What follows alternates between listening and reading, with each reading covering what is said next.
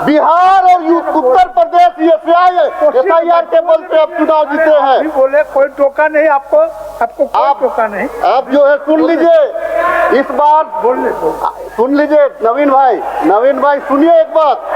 इस बार महोदय नवीन भाई बोल रहा है, इस बार पड़ोसी विधायक है हमारा महोदय, हमारा योजना को भी शिलान्यास करता है महोदय, लेकिन हम कुछ नहीं बोलते हैं। फिर भी कम से कम आज तो हमको बोलने दीजिए। हमारा योजना को भी शिलान्यास कर देते हैं, फिर भी क्योंकि मित्र है, बड़े भाई है महोदय। आज परेशानी जो हमारे आदरणीय CP सिंह सर हैं और परेशानी नवीन जायसवाल जी हैं, दोनों को होने वाला है महोदय। इन्हीं का योजना है महोदय SIR से ये लोग क्या कर रहा है, सिर्फ टारगेट एक विशेष कौम को करने का प्रयास कर रहा है। लेकिन इस बार जो झारखंड में SIR होगा, 2-2 वोटर वाले लोग इन लोगों को वोट दे करके जिताता है महोदय। 2-2 वोट देने वाले लोग इनके क्षेत्र में रहते हैं और इनको जिताने का काम करते हैं। इस बार अगर बढ़िया से अगर इन लोगों का योजना को रांची और अगल बगल में करा दिया जाए तो इनके लिए जो स्थिति आएगा महोदय, वो आने वाला कल बताएगा महोदय। मैं सरकार को बधाई दूंगा महोदय कि पहली दफा 25 वर्ष के शासन काल में महोदय, पहली दफा 10,000 लोगों को, 10,000 नौजवानों को हम लोगों ने नौकरी देने का काम किया है महोदय। और आज सबसे ज्यादा शासन इन्हीं लोगों का रहा है, लेकिन आज एक बार भी इन लोगों ने कभी भी पूरे टर्म्स को देखेंगे, चाहे वो बाबूलाल मरांडी जी की सरकार से लेकर के रघुवर दास जी की सरकार तक अब जाएंगे, अगर इन लोगों ने दिया है तो 10,000 रुपया में तमिलनाडु में नौकरी देने का काम किया रघुवर दास के पेड़ में हाथी उड़ा करके महोदय। उससे बेसी इन लोगों ने कुछ नहीं किया है महोदय। आज ये लोग बंगाल चुनाव को लेकर के महोदय वंदे मातरम पे इन लोगों ने बात छिड़ा दिया महोदय। ऐसे प्रधानमंत्री हमारे इस देश के वंदे मातरम, चूंकि उनको बंगाल का चुनाव में जाना है, वंदे मातरम में बात करा दे तो इनसे बड़ा देशद्रोही और कौन हो सकता है महोदय। जिस वंदे मातरम के बल पे पूरा देश को आजादी मिला महोदय, हमारे जितने सपूत इस देश के लिए शहीद हुए इस वंदे मातरम के नाम से, उस वंदे मातरम पे आज इन लोगों ने बात करा दिया है। इससे सुन की और क्या बात है महोदय। इन लोगों ने महोदय, मैं आपको बता दे रहा हूं महोदय, इन लोगों ने बंकिम चंद्र चटर्जी से लेकर के हमारे, अरे बैठ जाइए भाई, बैठ जाइए, रविंद्रनाथ टैगोर से लेकर के बाबा साहब भीमराव अंबेडकर से लेकर के सुभाष चंद्र जयपाल सिंह मुंडा से लेकर के बोस से लेकर के तमाम। राजेश जी एक मिनट, क्या आपत्ति है बोलिए। जो महोदय माननीय सदस्य बोल रहे हैं कि वंदे मातरम बोलने वाला देशद्रोही है, तो क्या महोदय यही बात सुनने के लिए हम लोग यहाँ पर है? माननीय कहाँ ऐसे बात बोला? तो सोचना चाहिए अध्यक्ष महोदय, कहाँ ऐसे बात ये अभी बोले महोदय, ऐसा नहीं अभी बोले महोदय, क्या अभी बोले हैं, कैसे भी बोले हैं। ये लोग वंदे मातरम पर चर्चा कर रहा है देशद्रोह का, ऐसा ये वर्ड बोले हैं मैडम। बेटे सुनने में दिक्कत, आप उसमें दिखाइए महोदय। हम देख लेंगे। चलिए राजेश जी, मेरी बात सुन लीजिए।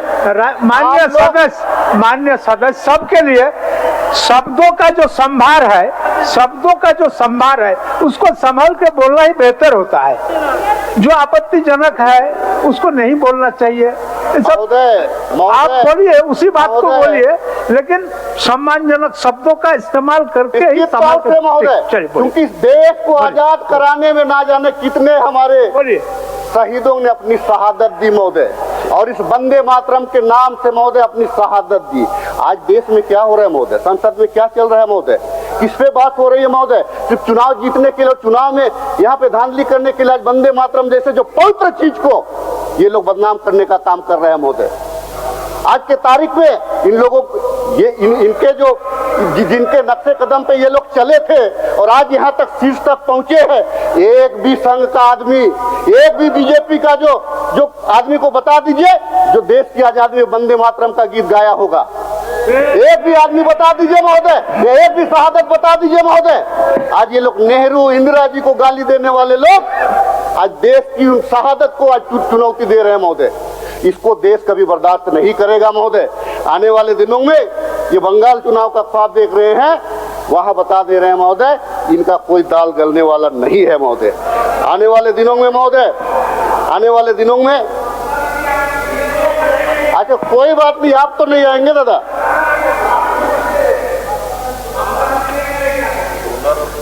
राजेश जी आप कंक्लूड करिए, कंक्लूड कर राजेश, कंक्लूड महोदय, कंक्लूड करिए। निश्चित तौर से महोदय मैं कंक्लूड करूंगा, क्योंकि बजट पे मैं बोलना चाह रहा था महोदय, लेकिन इनके जो आपत्तिजनक शब्द थे महोदय, क्योंकि ये लोग नेहरू और राहुल गांधी से ज्यादा, इंडिया और पाकिस्तान से ज्यादा कुछ नहीं बोल पाया है, आने वाला दिन में बोल पाएगा, ये मैं आपको कहना चाहता हूं महोदय।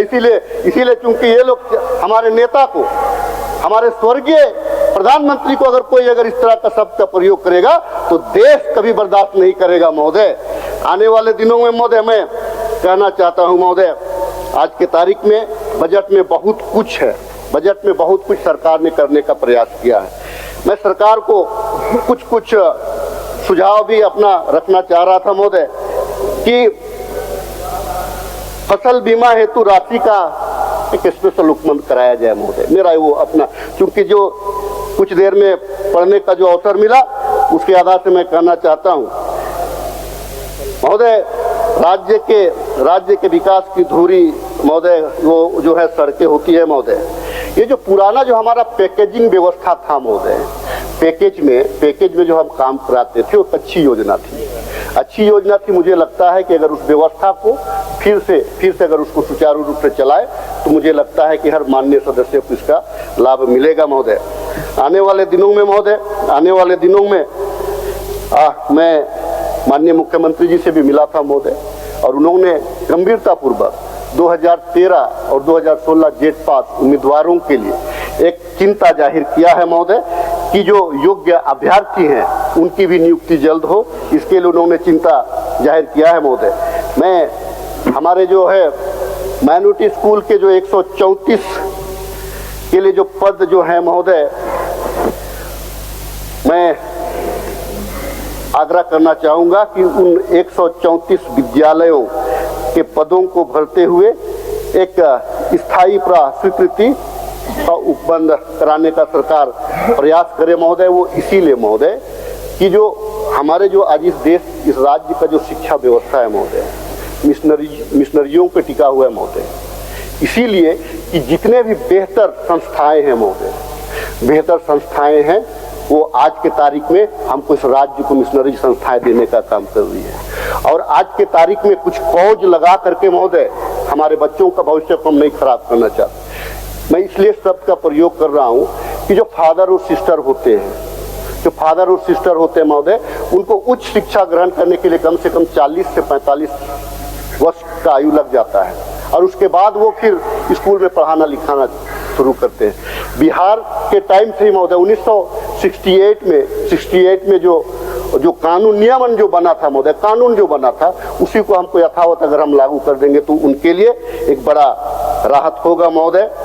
और महोदय ये आने वाला जो है महोदय, एक चीज में कुछ पढ़ रहा था महोदय कि एक स्टेट स्कीम है और एक सेंट्रल स्कीम है वो महोदय, किसान उन्नति योजना है महोदय, सेंट्रल का योजना है, और एक है national mission of agriculture extension and technology. ये एक योजना है महोदय। इस योजना में महोदय पूरा केंद्र से फंड मिलता है महोदय, एग्रीकल्चर डिपार्टमेंट पे।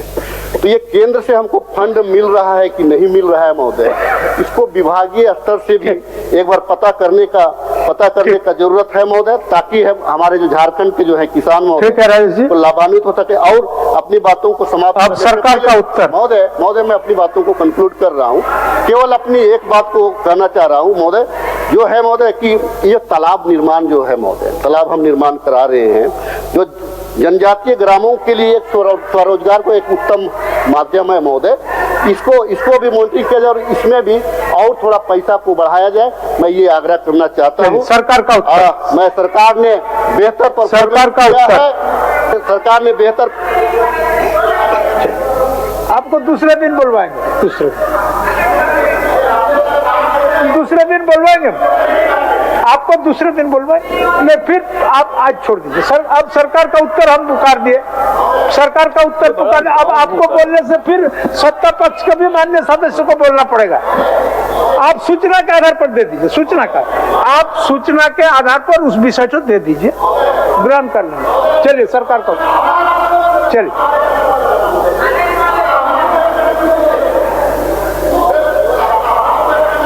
अब सरकार का उत्तर होना है। राजेश जी, सरकार का उत्तर होना है,